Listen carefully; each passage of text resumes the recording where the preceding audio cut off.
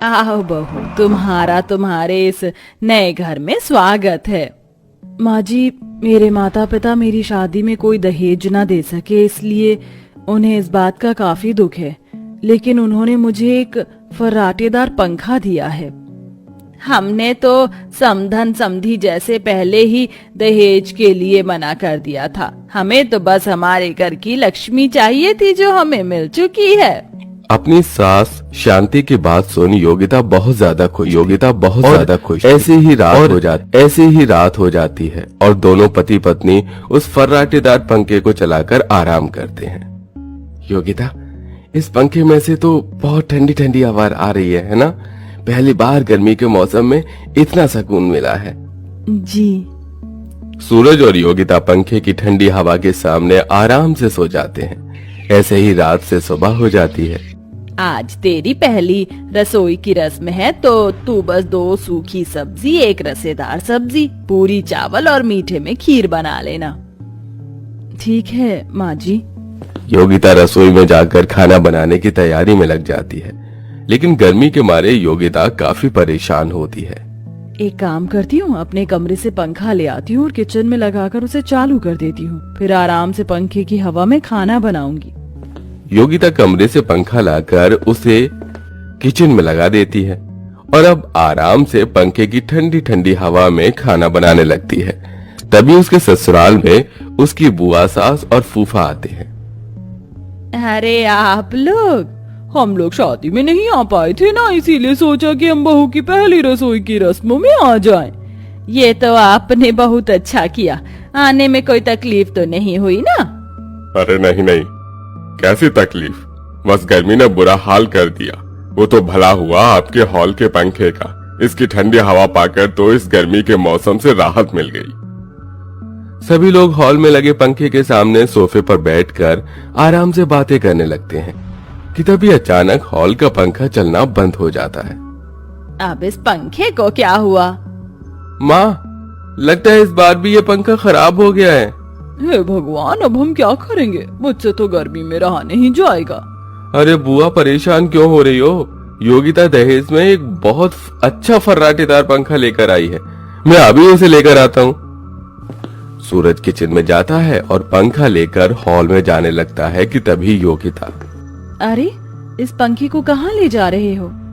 बाहर हॉल का पंखा खराब हो गया है और सबको गर्मी लग रही है, इसलिए मैं ये पंखा ले जा रहा हूँ। सूरज उस पंखे को ले जाकर गैलरी में लगा देता है, जिसके बाद जैसे ही वो पंखा चालू होता है तो उसकी ठंडी हवा के सामने सब झुंड बनाकर बैठ जाते हैं। वहीं दूसरी तरफ बेचारी योगिता पसीना बहाते हुए किचन में जैसे तैसे खाना बनाती है। थोड़ी देर में योगिता खाना बनाकर हॉल में आकर बैठ जाती है। तभी वहां पर सूरज के मामा मामी आ जाते हैं, जिसे देख शांति योगिता को वापस किचन में ले जाती है। बहू, एक काम कर, जाकर थोड़ा और खाना बना ले, वरना किसी का ठीक से पेट नहीं भरेगा। माँ जी, अभी तो किचन से खाना बनाकर आई हूँ, अभी तो मेरा पसीना भी नहीं सूखा है। तो बहू, तेरे पसीने सूखने के चक्कर में सबको भूखा मार दूं क्या? जा जल्दी जाकर खाना बना।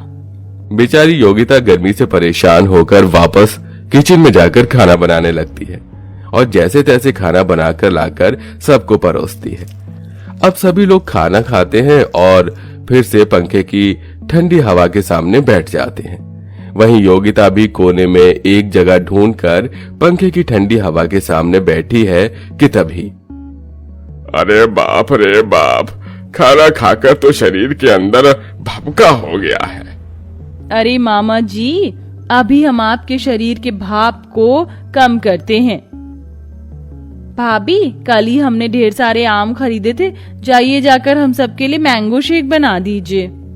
योगिता अपने गुस्से को बर्दाश्त करते हुए किचन में जाती है और सबके लिए मैंगो शेक बनाकर लाती है और फिर से पंखे की हवा खाने के लिए एक कोने में बैठ जाती है कि तब भी फिर, अरे ना बाबा, मैं ये मैंगो शेक वेक नहीं पीती, इसे पीकर तो मेरे चेहरे पर दाने निकल आते हैं। बहू, एक काम कर, जाकर मेरे लिए नींबू का जूस बना लिया। हे भगवान, कहाँ फंस गई मैं? ये लोग तो मुझे एक पल भी पंखे की हवा खाने नहीं दे रहे हैं। मेरा बस चले तो मैं तो इनका ही जूस बना दूं। ऐसे ही योगिता का पूरा समय किचन में बीतता है और रात हो जाती है। सुबह से पंखा हॉल में ही लगा हुआ है। अब तो मुझे गर्मी बिल्कुल बर्दाश्त नहीं हो रही। जल्दी से पंखे को हमारे कमरे में लगा दीजिए। माँ, वो मैं कह रहा था कि पंखा। हाँ बेटा, पंखा तो यहीं रहेगा। आज हम सभी लोग हॉल में सोएंगे। सही कह रही तेरी माँ। बहू के मायके से कितना गजब का पंखा आया है। अब तो इस पंखे को छोड़कर कहीं जाने का मन ही नहीं करता। रिश्तेदारों की बात सुन योगिता गुस्से में कमरे में आती है। क्या हुआ योगिता? गुस्सा ना करूं तो तुम्हारे रिश्तेदारों की पूजा करूं क्या? एक तो सुबह से मेरे लाए हुए पंखे के सामने आकर ऐसे बैठ गए हैं कि मानो किसी ने जमीन पर गोंद लगा दी हो।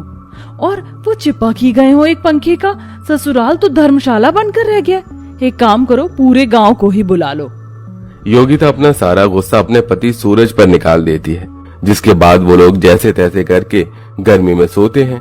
सुबह होते ही योगिता सबको चाय नाश्ता देकर जल्दी से पंखा चालू करके उसके सामने बैठ जाती है।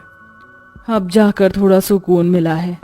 चाची चाची हमारे साथ खेलो ना। क्या अभी? हाँ चाची चलो ना, हम बाहर चलकर खेलते हैं। घर पर आए मेहमान के सभी बच्चे योगिता को बाहर धूप में ले जाते हैं और उसके साथ खेलने लगते हैं। बेचारी योगिता अपनी मजबूरी के चलते उनसे कुछ नहीं कह पाती और ऐसे ही शाम हो जाती है। सभी शाम में योगिता की ददिया सास भी आ जाती हैं। अब तो बस इस चिड़ियाघर में इन्हीं की कमी थी जो इनके आने से पूरी हो गई। ए योगिता बिटिया, जरा इधर खिसक कर बैठ जा। तू इस तरफ क्यों आ गई? जरा पीछे होकर बैठ। अरे जरा आगे होकर बैठ, मुझे हवा नहीं लग रही है। बार बार इधर से उधर होता देख योगिता को बहुत गुस्सा आता है और वो उठकर अपने कमरे में चली जाती है। और ऐसे ही कई दिन गुजर जाते हैं, लेकिन कोई भी मेहमान घर जाने का नाम ही नहीं ले रहा था। ऐसे ही एक दिन जब योगिता सभी मेहमानों को खाना परोस रही होती है तो शांति देखती है कि योगिता सिर्फ रोटी और सब्जी ही सबको दे रही है।